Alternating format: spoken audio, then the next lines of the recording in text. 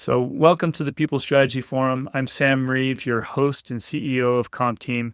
This show is for founders, executives, and senior HR leaders who want to find practical ways to attract and retain their top performing individuals and motivate great people across their organization. So, today's topic is lifetime loyalty in the age of AI. How to keep top talent when jobs, skills, and certainty are shifting. So, my guest today is Lee Caraher. Lee is the author and CEO. She's also the founder of Double Forte. And in my prep conversations with Lee, three things came through loud and clear. First, AI is now at the top of leaders' minds. That should be a no surprise to anybody with what's been going on in the world. And there is a wide gap between the promise of AI and what's really lived inside of organizations. And there's too many leaders that are still under training and under explaining and under communicating what this is all about and how it impacts their people. So Lee brings in a powerful idea from her book, the Boomerang Principle. We're going to go through that in detail here today, talk about some of the concepts and how it relates, and how the organizations such as yours can use these principles to really be successful in the years ahead. Lee, I'm so glad you're here. Welcome. Thank you so much, Sam. I'm so happy to be with you. So Lee, tell us a little bit about yourself. I mean, how did you get to where you are today and leaders? You know, it was a very deliberate plan. No, it was not. I fell into my career, which is public relations and communications. My friend Ramona thought I might like it, and that's literally how I explored what was PR. It's like, oh, that sounds good. And I've been in this career since I graduated from college, so a long time because I'm old. And through agencies, and I went in-house and then went back to agencies. And I started this company, Double Forte, 24 years ago. I was an accidental entrepreneur, an entrepreneur by need, not by choice, because I lived in California. My parents lived in Wisconsin. My mother got sick and I was going to be with her. So at that time, that many years ago, you couldn't work remotely in the jobs I would have taken in-house. I was like, well, I better start my own company because I'm the breadwinner in our house and we had to make some bread. So then my concept was I'd stay in this company until my mom died. She ended up living 3 or 4 more years than she was supposed to because she's super stubborn, which was a wonderful gift. But by the end of that time, I was like unemployable because I like saying no to people I don't want to work with. And when you're an employee, it's harder to do. So here I am, 24 years later with the company, still doing the same function, but doing it very, very differently than when we started before Twitter 24 years ago. Yes. And then as you've worked with, I mean, it's just been huge change in the way companies work and employees, how they're working. And so what are you helping your leaders with right now? The big topics. Well, I think a few things. Nothing has changed more. So we talk about AI right now, but let's just talk about the huge tectonic shifts that have happened in the last 20 years around communication. Nothing has changed more in our culture than how people communicate. We started the company before Twitter. Now Twitter is like regular, on the reg, right? There's so many ways to reach people. So AI is sort of like the evolution of change around technology is just speeding up. It's not a new thing, right? It's like how you deal with it. We were working with our clients, and where my role is mostly with the C-suite with our clients, and they are worrying about a few things, like how do we keep making sure that our people are doing what they're supposed to be doing, that we have a vision for the future, that our people and our stakeholders and our customers and our consumers, or if they're consumers, can believe and buy into, because if they don't, there is no business, number one. And then number two, how do they think about their role, leaders' role in this job, which is leadership. Leadership can't lead without communicating. You must address the big elephants in the room to be an effective leader. And there are no bigger elephants in the room right now than AI. So that's what we're dealing with our clients.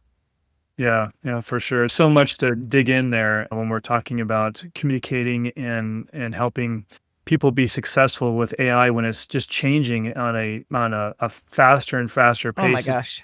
used to be monthly. Now it seems to be weekly, and I'm Yeah. sure it's going to come daily here soon. And so I think the most important skill that our leaders and employees need to have is just to be able to deal with the pace of change. Mm-hmm. In fact, today we're recording this on June 5th. Today, Anthropic put out an announcement that they want everyone to stop developing AI so that the world can catch up to where it's gotten to. That's not going to happen. But the pace of change, like I said, on communication, nothing's, when I started my career, you would send a memo. FedEx was just starting. You might send something overnight or 2-day, and that was fast. Yeah. And then if you sent a fax, it cost more, but you got a fax and then people were expecting an answer the next day. And then we had email and people were expecting an answer the same day. So the pace of understanding and the pace of response is only dramatically shortened in the last 20 years, right? And then the second piece of that not only is time sped up, I guess, the avalanche of information that we deal with every single day. Like in marketing, we used to use the number 7 times the right person to see the right message in the right place to understand it. Today, we use the number 39. 39 times the right person has to see the right message in the right place to understand it. That's daunting, right? And all that means is that we're being bombarded. So in terms of leadership on this topic, it's making sure that one and done is never your mantra. 2, charting a path to understanding, charting a path for here's our vision, here's what's going on in the world, here's what I know, here's what I don't know, and here's how we're going to handle it. But I think the promise for leaders to their employees today has to be, we are not going to leave you behind. We are going to be a relevant company. And by being with us, you're going to be relevant. And that relevance has to be around how to deal with any technology, but today it's AI. Right. And I think that the new norm that people have to embrace with change is also the pain of change. So much Right. true. So, yeah. I So mean, true. being a constant learner, making sure that you're doing being curious, right? So If you're not curious, you got no hope. It's no hope. Because I guess there's not no hope, but often as an agency, as an outsider so you have clients, an outsider, we are responsible for being ahead of our clients in our domain, right? And I can't tell you how often I go into a room and I should never assume this. I assume everyone's reading the same amount I am about stuff. And they're not. They're worrying about their business. They hire us because we are experts in our field and we're there to make them better. So it's true that often I'm not going to drop any science on these people. Of course they know everything. They're brilliant. And we go in and I'm like, okay, they know nothing. All right, let's backtrack. Got to bring them up to speed. Or, and in general, what you hear about AI is what the companies who are doing it want you to know. It's way out. And I've worked in Silicon Valley Silicon Valley companies for over 30 years. What's true and what's aspirational are rarely the same thing, right? What's true and what's positioning, particularly for startups, we hope, right? But what is real, how you navigate all the FUD, the noise of, this is going to be the biggest one, this is going to be the bigger, I'm better, you're better, this is going to be dead, all those things. And do the through line of what's possible is constant, and it's part of our responsibility. I mean, I'd like to say, everyone's talking about like the death of software. Salesforce is not going anywhere. Can I just say this? Salesforce is embedded in so many of the Fortune 2000, 3000, 5000. The investment that Salesforce people have made in Salesforce, they're not going to throw that out with the baby in the bathwater. It's not going to happen, right? So AI is not displacing all systems right this second. AI is going to enhance a lot of those systems, hopefully enhance, not degrade. We already have 3 clients who have taken out their AI modules from their systems because they corrupted the system because it's too early. It's just too early, right? Yeah. But the noise around AI is if you're not on board, you're dead. It's not true. And that's your job, is to figure out what's the wheat, what's the chaff, and go in the middle. Right. Well, anybody that's out there that's done vibe coding will know that it's like it's not as recreating what Salesforce does is not as easy as speaking into your computer I mean, Exactly. you can create a mock-up, but making Oh my it God. live and ready to Yeah. go, there's some work that needs to be done for sure. Well, I think it's the same true on the written word. So the first thing that AI was going to replace was humans who were writing, right? Which is what we do all day long, right? We write. And I can tell you that some of our clients, probably half of our clients have demanded that we use AI in some way, shape, or form. And so we have to be on 6 different LLMs right now because a client is on one and has invested in one. So we're on 6, which is ridiculous. But I'm here to tell you they're all different. You cannot prompt chat like you can prompt Gemini, like you prompt Claude, like you would prompt Perplexity. So we have to know how to optimize all those systems, right? Number 1. Number 2 is the output of these things. If you don't have the judgment to know if it was good or not, you got nothing. So the human judgment piece, they're nowhere near what a human can do right now who has experience and expertise. But it can speed things up, that's for sure. Absolutely. Can do some things in the background like reporting. I guess the second piece of that, Sam, is AI is not new. Like we've been getting Word, like in Word, you have the word, here, is this what your next sentence is? Is this next to your word? That's been around forever. AI has been around forever. We just didn't call it that, right? So again, how to embrace it without letting it wash over you. And I think there's a lot of regret right now with a lot of the companies who have laid people off because they think that AI can replace. And we've already seen that Microsoft spent more money in tokens, AI tokens, than they did in payroll on the people that they displaced in the first quarter of this year for the whole year of Crazy. payroll. Yeah. So, you'd think a company like Microsoft might understand that before they do it, but they Yep. didn't. It's So, a new it's a world. good thing to understand, right? For sure. So I would love to just hear your perspective. I mean, I know that and we're all learning, Mhm, including our customers in that we mhm, serve. And just like as a business, you just mentioned that you have customers that are saying, "Hey, we need you to use this platform. mhm, We need you to do X, Y, and Z." And so you took us through the prompting differences, but mhm. how has AI adoption been for your organization, and what are the learnings that you've had? Uneven. So, um, because we have clients who mandate the use of it, we are having conversations with them about who's paying for that because that's not who you hired. We're happy to use technology. We use a lot of technology. We always have. But first, it's like who's paying for that and who's going to train people to get proficient on it because you're demanding something new out of the contract that didn't exist when we wrote this contract. So that's the first piece. Number 2 is always saying, yes, of course we can, right? And then identifying, we have a core team. We only have I guess we have like 40-ish people who work with us, either full-time or part-time. We have a core team of 6 who are in most of these LLMs. I'm one of them, because I need to know. I just need to know. And then we have identified several people who are going to be subject matter experts in different ways to use it. So we don't code. We're doing no coding. We're doing some modules that will help us in reporting, and we've outsourced that to use different models that different clients want to use in their reporting. But we have a core team that's looking at all the being assigned to specific LLMs. And then we have 2 people who are looking at what are the best practices across. And actually, we're just kicking off next week. We kick off our big, like a formal training for the whole company on how to use all these things. Because again, my responsibility to my team is that they're relevant all the time. Because if our team isn't relevant, we don't get clients. That's the peer. So if we don't get them trained, they won't be relevant, and I can't take them anywhere. If I can't take them anywhere, they got no job. So that kicks off next week, and it's pretty robust.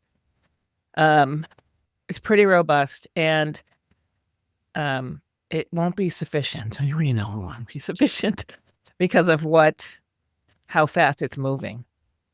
So Yeah, we need to, we have a AI policy, what you can and can't put in LLMs. We protect ourselves on all those things. No one can use a free AI tool in our company for any company work. And then on the paid ones, you still have to lock them down so that your stuff's not used, or that at least there's a recourse if it is used for you. So there's just a lot of learning in each of them. They all work differently. But if you don't train, you can't assume that someone who's really good at chat will be someone who's really good at Claude, because it's not true. Yes, I've found that out with my team as well. I mean, we use a variety of different platforms, and they are different, and it's a different learning curve on each, and it's important. And with the AI race between these companies, I mean, one does well, the other one drops off, the other one does well, the other one drops off. So it's constant. Yeah, it's constant. Yep. And we have an advantage because we've been in Silicon Valley for so long, and we've worked with Silicon Valley, so we get it, right? You have to be like at the beginning of Twitter, there were 9 other Twitters, but you had to be on all of them to know what was going to prevail, right? So we've been through this. The difference is that it's not delivering a message; it's actually helping us do our work. It's very different. Well, let's switch gears a bit. I want to talk about your book. So the Boomerang Principle, and so tell us, when you wrote that, who did you write it for, and what was the main thing that you were trying to deliver there? I wrote it out of response to my first book, which was about millennials and management, which was 4 years previous to that, where people were saying basically HR people and leaders were saying, if someone leaves me, they are dead to me. And that is exactly opposite of where your head needs to be, either in HR or in leadership. And I think HR people get it better than leaders do. But at that time, when I published this book, which was now, I guess, 8 years ago, over 50% of companies in this country had a policy against rehiring people. And my point of view remains that if you have a culture that people return to, you have a strategic advantage. So it's a strategic advantage for you to be in a company that encourages people to return, because because from lack of anything else, what it says to the people who are there, right? It says that grass is not so much greener, and that we water our, grass is green where you water it. And you can't always see the watering you're doing in training and development and culture and progression and all those kind of things. When you're in it, it looks better. But when people come back to you, they have a lot to share from the outside world. And it's a great message. And it's not just a great message, it's a great culture. And then that's who I wrote it for. It's like, get this out of your head. This is an old trope that does not work. And there's this concept that, they're not loyal anymore. You're paying them. That's not an act of loyalty. An act of loyalty is not when they're employed. You pay them, they show up. If they don't show up, you fire them. Nothing in there is loyal. Nothing. In fact, I think the most loyal thing someone can do when they work for you is leave when they don't want to be there anymore or they're not engaged. And we talk about today, like quiet quitting. No. Quit. Goodbye. That's the loyal act, right? The most loyalty happens when you don't expect anything that you're not compensated for. There's no agreement to do it. And so what I know about our people at when I meet people who join us, so I don't hire everybody, but I meet everybody in the first 2 or 3 days. And the second or third thing out of my mouth, Sam, is, I know you're going to leave us. So I just say it. Because when you hire someone, they're going to go. Like, there are very few companies who will keep you for their whole careers, right? And particularly with the younger generation, I would say Zs and millennials, they anticipate having 7 or 8 or 9 careers, not just jobs, like functions. That is their anticipation. It's very unusual that a company could keep people through 6 iterations of ideas on that. So I say in that first few minutes, I know you're going to leave us. I hope you're here for a long time. And I hope that whatever you decide you want to do as you progress, we can accommodate at Double Forte. But that requires you to tell us what you want to do so we can figure out how to accommodate that within the structure of our company, if we can or not. So just get it off the table, right? And so what that has yielded is people who stay longer because they're not worried about telling me they're going to leave. It has yielded people who are like, I really want to learn about this. Or, I want to be on that account. I know nothing about wine. And I know I had to go get some schooling to be on that account, but can I do that? Sure. And it keeps us them longer. And we know about churn is that the longer you keep engaged people, the better your business is, the more profitable your business is, the stronger your business is. So that's really where it is. And what we've seen is over time, so company now 24 years old, we have rehired 16 people. We have rehired 5 people twice. So every time they come back, someone comes back, one, they come back with more skills that are not ours because they've learned something else. Number one. Number two, their onboarding is down to 1 month, not 6, not 12, because it really takes somebody 12 months to be fully aligned, right? But they can come back, and you have to have a different onboarding for these people, but they can come back and be fully engaged, fully, working on all cylinders within, 30, 60 days. That's amazing, right? And then they're also saying, hey, this is a good place to be. We all need that reinforcement as much as we can. So that's the premise of the book. And then I take people through like how to do that. Here's how you do that kind of stuff.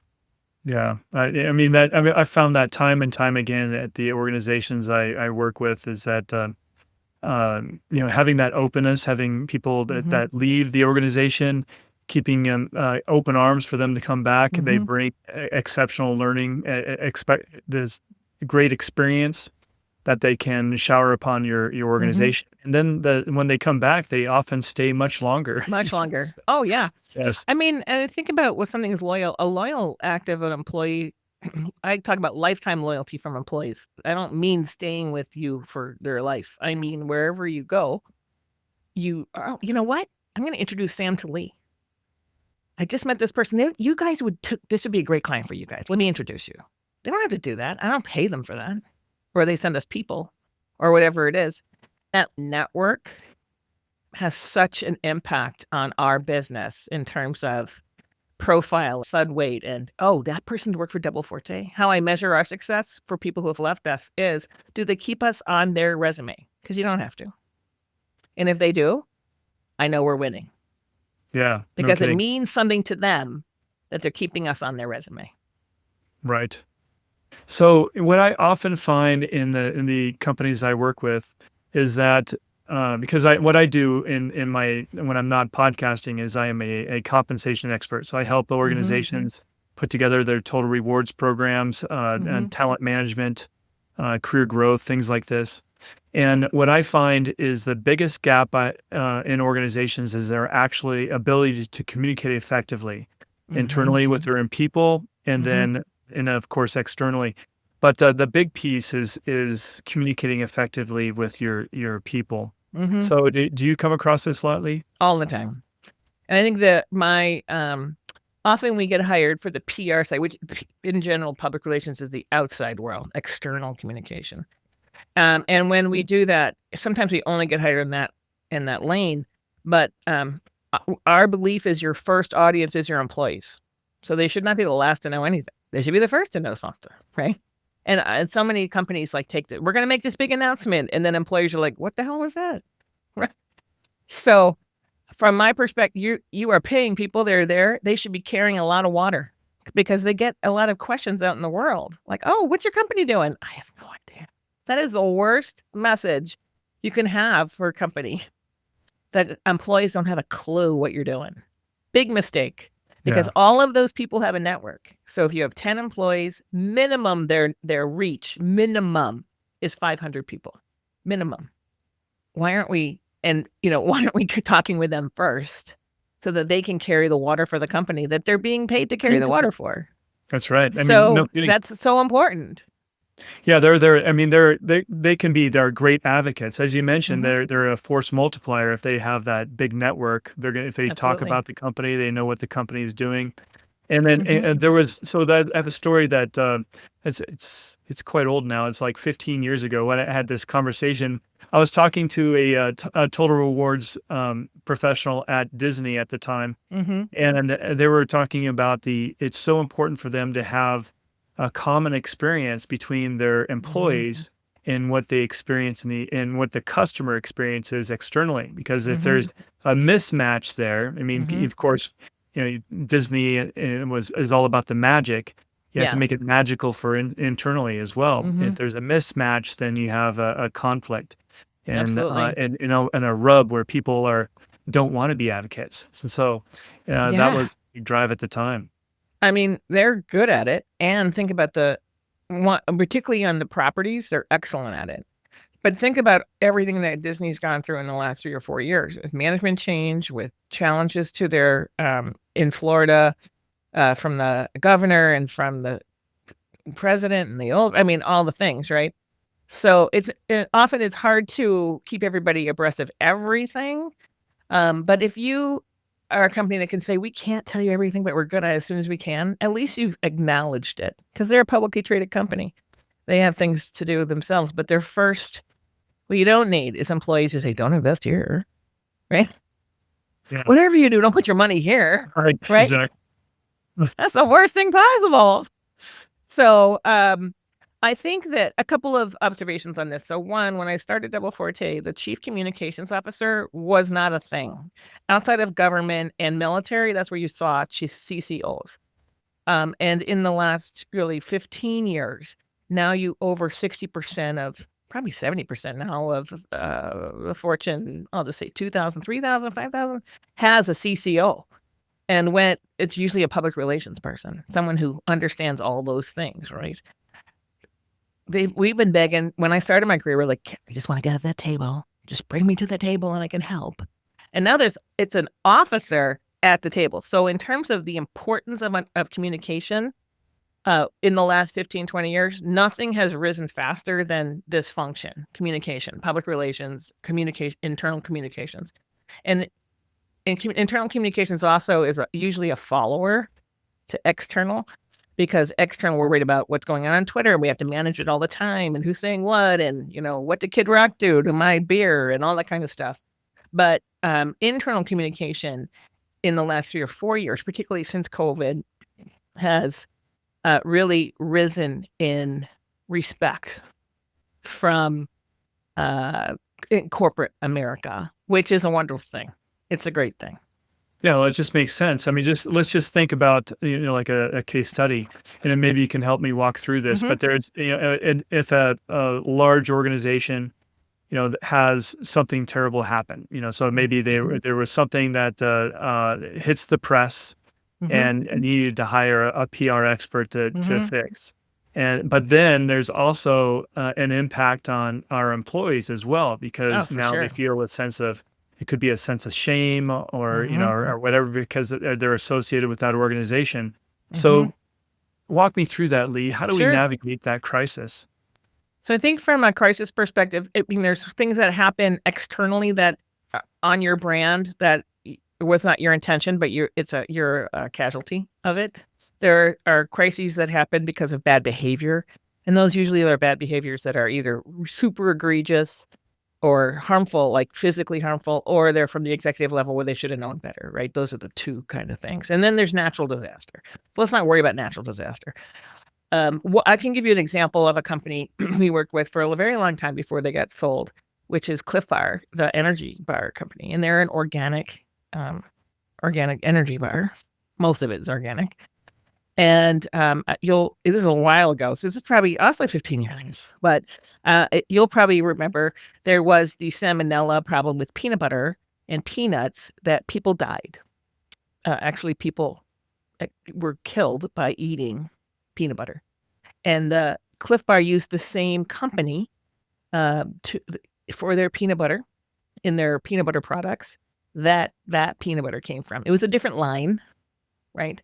But they used the same product, and so it was a shock. They'd never had a product recall ever.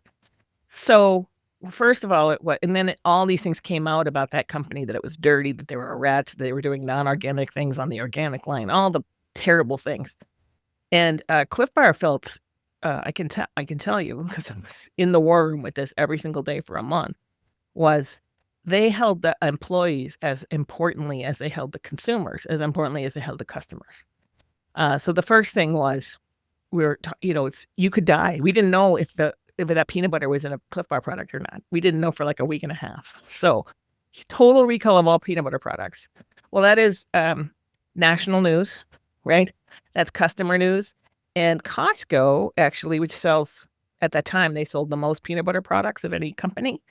They sent a letter to all of the people who had bought a Cliff Bar product within 30 to 60 days. They sent a letter to over 1 million people, and we're sitting in the room, and the chief people person comes in and goes, "Where is the letter to the employees? Oh my God, we can't send a letter to the consumers of Costco before we send a letter to our employees. Oh my gosh." And we were so focused on that Costco, because Costco was going to do it without us or with us, that we, and then that she was a woman. She was like, all the time. And because all of these people who had joined Cliff Bar, who were so proud to be of this company that was doing something new in energy bars, panicking, like, how could this happen to us? All of our checks and balances, and a lot of things you can't, in the end, they didn't use any of the peanut butter. In the end, their peanut butter business actually recovered because of how well they communicated to employees, customers, and consumers. But you have to have a whole view on it. You have to act fast, and you have to keep everybody informed on where you are in the process, because you're not going to know. Here's what we know now. I'll have an update in 3 hours. Here's what we know now. I'll have an update in 4 hours. Internally, push that button before you push your external button. And you have to get really detailed on this. Which means, right today, we'll flip over to communications for a second. If you're a company that doesn't have a crisis plan, please call me, because you need a crisis plan, because it's going to happen to you. It's going to happen to you. And just having a plan gives you a leg up. Yeah, stuff happens, right? You just need to be ready for it. I mean, you don't know. Well, we live in California. Half our companies are in California. Fire, earthquake, flood. We have plans on all of those things. Excellent. We had a retailer at one time. We had to have a big retailer in California we worked with for 12 years before they got sold. And, we needed a open, and it was during the whole conceal and carry in California. So we needed a gun policy, a problem around guns, problem around, on a retailer, anyone can come in. What's your crowd policy? What's going to happen when something bad happens in the store that had nothing to do with you? A dog bites a person, all the things. That company's crisis plan was over 300 pages long. And you just went, what happened? Flip to that page and start, Yeah, it's interesting you say that, because I have the same thing for compensation policies. It's like if there's a natural disaster, like you mentioned, or our economic crisis in a certain country. I mean, you need people. If you don't have the program, you act reactively. And you say the wrong thing, you do the wrong thing, and so it's good to take the nice, comfortable, slow, peaceful time to think through the strategy and get it down. And your plan's never going to be exactly rolled out the way you planned it, but you're going to have a starting place. Like, what are our values? What's going to guide our decision maker? Who are the people who have to be involved in any decision? Decide that now before the proverbial S hits the fan. And so, of course, is there have you ever seen an organization over communicate or communicate too much, be too transparent? No, I don't think you can over communicate. I think you can over explain. Those are two different things. You see a lot of companies get in trouble because they try to over explain or give all the rationale for something, why they did something wrong, and that's a mistake. I did something wrong. I effed up. We're going to look at it. We're never going to do it again. And then we promise we're never going to do it again. As opposed to, we had a policy and this person wasn't trained well, but they meant well. And then, her boss was out that day and his boss, you see this a lot, right? Yeah. Over-explaining. Over-explaining and over-communicating are not the same thing. Over-communicating, I don't think you ever get there, because I think you should communicate until someone else can finish your sentence. Very hard to do. Like Nike does it. Just do. You could fill in the blank there, right? Just do it. Or, with their advertising. But they've spent billions of dollars on that. Most people can't do that, right? So in an entity, a company, you cannot over-communicate with your staff. And when they can finish your sentences, you're getting there. And then you hire somebody new and you have to start all over again. because the weakest link is the person who doesn't know. So you're never done over communicating. You can over explain. And usually people who over explain get themselves into bigger pickles. And there are a lot of examples of this in the airline business. United, Air Canada. I mean, there's so many. Well, our policy in Chicago is not the policy in San Francisco. It's not the policy. No, there's a policy on how you take someone off a plane. So, and in the era of, that genie is out of the bottle, right? Everyone's got the camera. You're going to be the last to know what happened. We used to be the first people to know. We're the last people to know what happened. So you can't, don't bother trying to explain the evidence. Don't bother. And this is, and to come full circle with the concept of how to handle communication in an AI powered world. What are some of the risks that you're seeing coming ahead? A lot of risk in AI manipulated imaging, AI audio. We've seen, being able to detect what's AI and what's real is critical in any communications environment. So we are always looking at that best practice on those things. Did he say it? Was he? Where was he? Can I prove that he wasn't there at the same time? Kind of stuff. So that's our biggest risk is imposters, AI imposters, right? Number one. And then number two is what AI, you can think about bots as AI, so a bot happens, they program the bot and the bot tells another bot and the bot tells another bot, tells another bot, and all of a sudden, right? Understanding how to maneuver in not just a 24/7, but a 60-minute times 324, whatever that is, world, where it can get out of hand pretty quickly. Like a meme can travel super fast. And understanding how to manage, like how to take a big breath, not to overreact, but to respond. Reaction and response are two different mindsets, right? Responding is I would think about it as thoughtful. Here's the situation. Here's where we stand on it. Here's what we're going to do going forward. Reacting is like, right? It's a little frantic. And you don't want to be in a business that's frantic. For sure. Well, this has been a great conversation, Lee. So one last question. What would be the one thing that you would leave with leaders that are listening right now? What is the most important thing that they should take away from your current experiences with AI, your book? What is the big nugget you want them to walk away with? I think that the biggest thing right now is that we don't know what AI is going to do. We don't know. And to say that we do is a lie. So, and your people also don't know. And your people are looking to you for answers. Like, how are we going to handle this? And you do not need to know all the answers. You do need to have a framework. Here's what I know today. Here's our mission. Here's how we think we can use AI to improve our mission or a deliverable. I'm not sure how it's all going to work out, but we're going to make sure you're trained. We're going to make sure we're monitoring it. We're going to make sure all the things. And we're going to have to watch how it evolves. But I don't know all the answers. And to just be comfortable in the fact that you don't know. Because your people know you don't know. Are you an expert in AI? Even the experts in AI. Anthropic said, please stop developing. Hello? They don't know where it's going. So being comfortable in what you don't know, but making sure that you share your vision for it and have a process or a framework for talking to your people, because they're all waiting for you to say something. They're all waiting for you to say, are you going to replace me with AI? I mean, I'll tell you that's the wrong answer. Yeah. It's the wrong answer.